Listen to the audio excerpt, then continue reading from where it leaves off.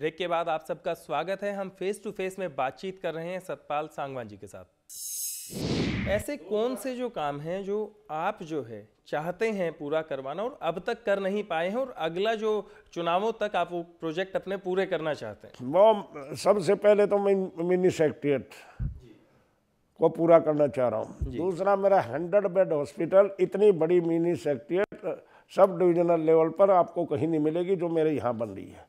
दूसरा, 100 bed hospital कभी भी सब डिवीजन पर आपको वो 100 बेड हॉस्पिटल नहीं मिलेगा जो मैं बना रहा हूँ। एक मेरा आरओबी है जो फर्स्ट टाइम जिसका टेंडर हो चुका है, 29 करोड़ के करीब लागत आएगी। उसका जो है ना वो भी मैं चाह रहा हूँ कि इलेक्शन से पहले पूर्ण हो जाए। तो दूसरा जो है ना किसान मॉडल स्कूल है हमारा, उसके भी टेंडर हो गए, काम शुरू हो रहा है, वो भी चाह रहा हूँ कि वो हो जाए। छपार में मैंने वो खुलवाया एक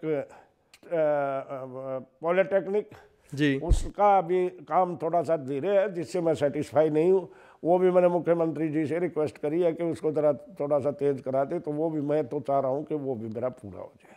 सर, सीमेंट फैक्ट्री की अगर बात करें तो पिछले बहुत अरसा हो चुका है सीमेंट फैक्ट्री को बंद हुए, तो इसको खुलवाने के लिए क्या कुछ किया जा रहा है? ये सीमेंट फैक्ट्री अब कैसे बन जाएगी? इसका मैं कोई इक्विपमेंट तो छोड़ नहीं रखा और ओल्डन टाइप इक्विपमेंट है। ये मैंने अपने सर के क्या अगर कोई बीमार फैक्ट्री हो, अगर इक्विपमेंट पुराने हैं तो उनको रिप्लेस भी किया जा सकता है। नॉट, आप देखिए ना पहले, that is not replaceable even. वो तो ऐसी हो रही है जब तो यहाँ कुछ था ही नहीं। 10 साल में कोई फैक्ट्री बंद हो जाए, आधा इक्विपमेंट तो वही निकाल ले जाते हैं जो फैक्ट्री वाले जी। तो इसका मैंने अपना केस लेके चला रखा है और ये हैवी इंडस्ट्रीज में केस है और हमारे लेवल पर इसका मैं कुछ ना कुछ जो है ना हैवी इंडस्ट्रीज में उनके रेट का हमारा झगड़ा हो रहा है। सच्चाई है वो बहुत ज़्यादा पैसे मांग रहे, जो CCI वाले हैं वो बहुत ज़्यादा पैसे मांग रहे हैं। इसी पर लास्ट स्टेज पर चल रहा है, पर जो है ना रेट का झगड़ा चल रहा है। जिस दिन हो जाएगा सेटल तो मैं यहाँ भी कुछ ना कुछ लाऊंगा, ऐसी कोई बात नहीं है। तो सर, वो तो जो आपने पहले जो प्रोजेक्ट्स की बात की वो तो वो प्रोजेक्ट्स थे जो चल रहे हैं फिलहाल, जिन पर काम चल रहा है मोस्टली। नहीं, आपने बताया जैसे 100 बेड का जो हॉस्पिटल है उस पे काम चल रहा है। दूसरी आपने बताया सेक्रेटरिएट चल रही है। ऐसे कौन से प्रोजेक्ट हैं जो अभी पाइपलाइन में आए नहीं और आप अपने इलाके के लिए लॉन्च करना चाहते हैं?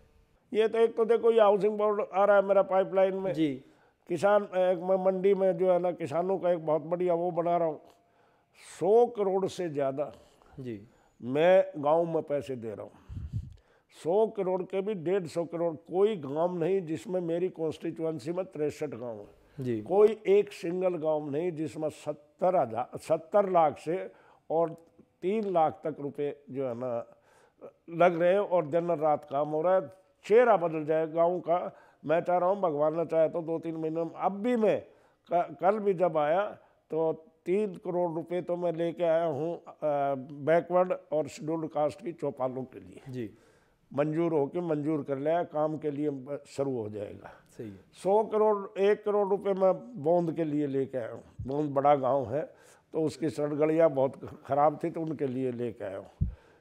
50 लाख रुपए मैं बिलोटा के लिए लेके आया हूँ, अभी ताज़ा मिस्री के लिए उसकी वो बनाने के लिए भी मैं तकरीबन 70-80, अब कल मैं 5 करोड़ के रुपए लेके आया हूँ और मेरे तकरीबन 10 नई सड़कें बनी है मेरे टाइम में और 5 सड़क मैं मंजूरी के लिए दे के आया हूँ। फिर उसके बाद मेरी सड़क सारी मंजूर हो जाएगी।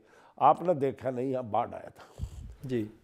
बाढ़ के टाइम हमारा इतना बुरा हाल हो गया था कि किसानों की फसल बर्बाद हो गई। उसके लिए मुआवजा भी मिला किसानों को? इतना रिकॉर्डफुल मुआवजा मिला कि मेरे कुछ गांव में है इस रोड से रोहतक रोड और दिल्ली रोड के बीच में था, तकरीबन 30 करोड़ रुपए मैंने मुआवजा दिलाया।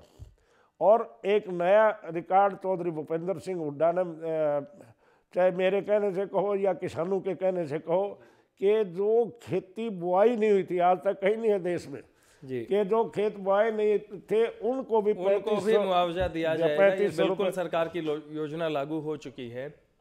जहाँ तक दादरी का सवाल है, जब मैं चौधरी भूपेंद्र सिंह हुड्डा के साथ आया उसी वक्त उन्होंने 50 करोड़ रुपए यहाँ सीवर और पानी के लिए एक स्टिमुलेटेड प्लान थी उसके में दिए थे और वो काम 90% पूरा हो गया और गांव में हर गांव में पानी के लिए हर गांव में तकरीबन इस साल के अंत तक हमारी ये समस्या भी दूर हो जाएगी।